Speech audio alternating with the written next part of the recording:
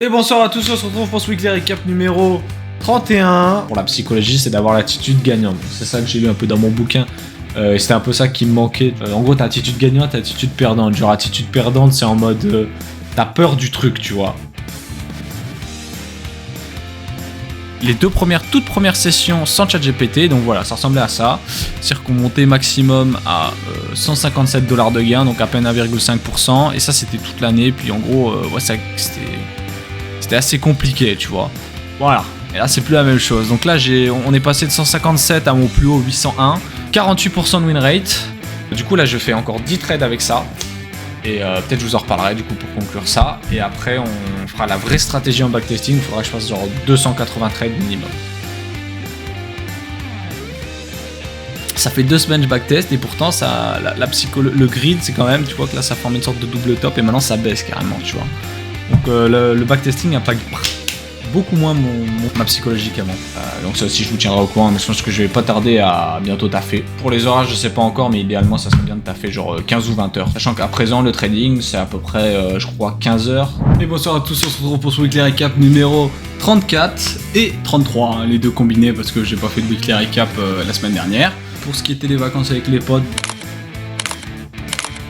pour le taf. Du coup, je suis allé, je pensais que c'était une boîte d'intérim, mais en fait, c'est plus genre un pôle emploi, mais pour les moins de 25 ans. Mais bon, chercher un taf, c'est en cours. J'ai découvert un nouveau effet psychologique qui peut impacter le backtesting, c'est l'effet decoy. Donc en gros, c'est quand tu te tapes par exemple 4 trades de merde et que le 5e trade il est bof, mais pour toi il est bien, juste parce que tu le compares aux 4 derniers trades qui étaient vraiment merdiques. Et bonsoir à tous, on se retrouve pour ce weekly recap numéro 36. J'ai réglé le problème du micro qui faisait que les 2 derniers weekly recap étaient super faibles en son, c'est parce que j'avais baissé le gain quand je l'avais utilisé avec un pote. Je me suis rendu compte avec ma stratégie, avec le backtesting, elle fonctionne principalement que sur les paires euros. Parce que en gros, ma stratégie c'est stratégie de retournement de tendance en swing trading. Et le problème c'est que ces paires là, contrairement à l'euro, c'est des paires qui sont à monotendance. Par exemple, donc le CHF contre le yen, par exemple, il y a 0 retournement de tendance. Et quand c'est des retournements de tendance, en fait, c'est des faux retournements de tendance. C'est-à-dire que ça te fait des fausses cassures. Moi, je rentre, ça me SL et ça reprend la tendance.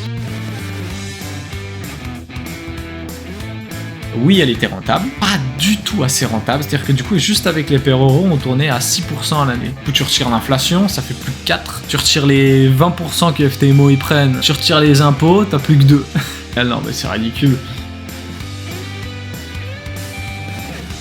Et du coup, moi, ce qui faisait que c'était ok, c'est que j'étais parti du principe que ça fonctionnait sur tous les marchés. Oui, c'est obvious que tous les marchés se comportent différents. Enfin, toutes les paires attachées à leur groupe de devises ont leur propre comportement atypique. Je pensais pas que, du coup, ça donnait lieu à des paires qui n'avaient jamais de vraie cassure de tendance en gros time frame. Ça fait pas les 40 ou 30% qui étaient prévus, juste que, si avec l'euro, les 6 paires d'euros, je fais 6%, avec les 28 paires, je fais 30%. Tu vois, produit en croix, t'as capté. Parce que non, ça fonctionne pas comme ça. Puis avec ChatGPT, donc les stratégies, les alternatives possibles, c'est soit on crée une nouvelle stratégie par paire de marché qui s'adapte. Donc au final, ça s'appelle juste avoir plusieurs stratégies. Dernier truc, ça s'appelle optimiser les gains sur l'euro. Mais en swing trading, j'ai beau l'optimiser n'importe comment, maximum on dépassera pas les 10%, tu vois. En swing, tu vois, c'est ça le problème, c'est en swing. Donc j'ai une opportunité par semaine, c'est que dalle. C'est la stratégie en plus d'un mec qui m'a scam. Sachant qu'en plus au final je voulais plus day trading moi de base. Donc avec ChatGPT, on part pour créer ma stratégie en day trading. Ça faisait 1 an plus 2000 € foutus là-dedans pour rien un peu, tu vois. Alors là, une note un peu plus générale. Le truc chiant avec la vie, c'est que à chaque fois que tu penses que t'as touché le fond, au final, à chaque fois, tu retrouves toujours le moyen de t'enfoncer encore plus bas. Voilà, en tout cas, c'est une chose qu'il faut retenir. Plus de prévisionnel, plus d'estimation. À chaque fois, il y a trop de facteurs qui font que c'est pas pertinent de faire des projections. Et bonsoir à tous la team, on se retrouve pour ce weekly recap numéro 37. On est actuellement le 13 juillet. Mon tout premier prof de trading, du coup, c'était le groupe Impact Trading, là, qui faisait l'OPR du matin, là, l'Open Price Range. Je suis parti sur ça. Je vais trader sur l'or en M5. Je vais backtester 53 trades. Avec un ratio de 2. J'ai un win rate de 43%. Avec un ratio de 1,5, j'ai un win rate de 51. Un ratio de 1, ça doit être 60% de win rate. Peut-être je vais partir sur le ratio de 1,5. Dans tous les cas, en fait, plus j'augmente le ratio et parce que le win rate baisse, au final, je gagne la même chose. En fait. Ok, je vais avoir, j'ai gagné plus de trades. Du coup, je vais gagner une certaine somme. Et avec des ratios de 2, il y a moins de trades qui vont passer. Du coup, au final, ça, le PNL à la fin du mois est le même, en fait. Et quel que soit le ratio, en fait, genre, je prends même un ratio de 8, je vais avoir un win rate de 5%. Mais le PNL sera globalement le même.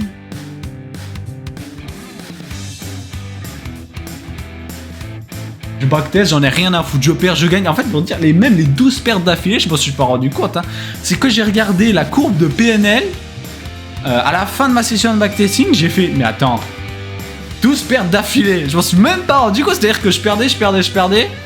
Et ben, en fait, j'oubliais à chaque fois que j'avais perdu plus de 3 fois d'affilée avant, en fait. J'ai une autre stratégie. Du coup, je fais ça avec ChatGPT. On a commencé avec juste créer une stratégie qui, si le marché est au-dessus de l'EMA, tu rentres en longue avec un ratio de 1 et 24 heures sur 24. Dès que le trade il se fait SL ou ITP, hop, tu rentres juste après. Du coup, c'est bien que c'est scripté, ça backteste instantanément. Du coup, t'as déjà tous les résultats, tous les trades backtestés, le PNL, le win rate, t'as déjà tout. Et ça backteste en genre 5 secondes, 150 trades.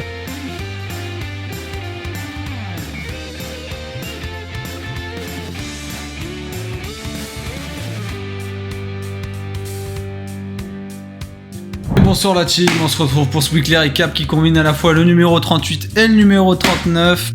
Donc en fait on parlait d'une stratégie automatisée, c'était le début des stratégies automatisées. À savoir que déjà du coup tout ce que je vous ai dit la dernière fois, il va falloir oublier parce que c'est du putain d'overfitting. C'est quand tu mets tous les paramètres de manière tellement précise que du coup elle fonctionne très bien dans le passé mais ça reflète pas le futur. J'ai acheté l'offre à TradingView à 600 € à l'année là, pour pouvoir backtester sur 20 ans là. Et après avoir codé 10 stratégies, donc 2 semaines après. Donc, au final, on a découvert que bah, déjà les stratégies que du coup les traders systématiques te vendent, etc.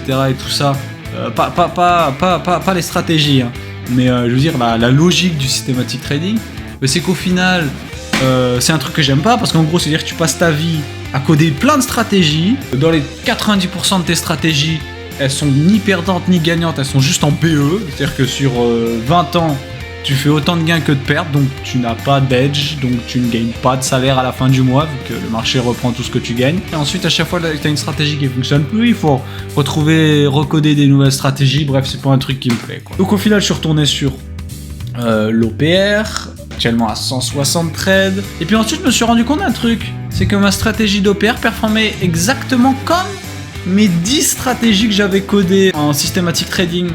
Et alors là, je me suis dit, ah bah c'est marrant, ça se comporte exactement pareil.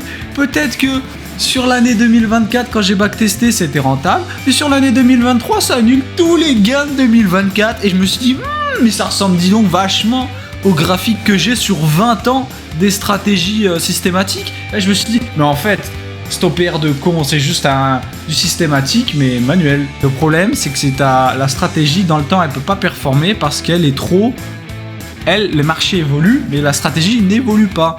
Ensuite, on en vient à cette histoire-là, c'est que du coup, tout début de mon trading, les 2 premiers mois, avril, mai 2024, je me démerdais pas trop mal. Je tradais semi-systématique, semi-discretionary, comme mon prof de trading à l'époque, le premier que j'avais connu.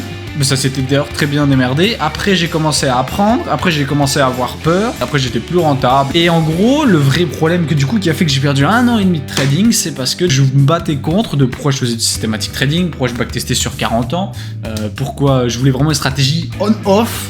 C'était pour lutter contre l'incertitude des marchés. C'est-à-dire que ce que je voulais, moi, c'était une stratégie avec une performance annuelle fixe. Enfin, je sais qu'il y a une petite marge d'air. Et ce que je voulais vraiment, c'était la performance annuelle assurée avec le win rate inchangé. Bah, du coup, effacer la partie incertaine des marchés qui fait que tu peux pas les prédire. Sauf que vu que tu peux pas prédire les marchés, bah, tu peux pas prédire non plus tes performances annuelles. Et du coup, j'ai eu ce déclic-là. Et après, je me suis dit, bah, en fait, c'était vraiment ça le problème depuis le début. Que j'apprenais, que je voulais vraiment des stratégies fixes et que j'aimais pas trop les stratégies où, par exemple, avec des order blocks où tu sais pas trop où est-ce qu'il est l'order block. Moi, il me faut, genre, par exemple, engulfing candlestick, c'est simple.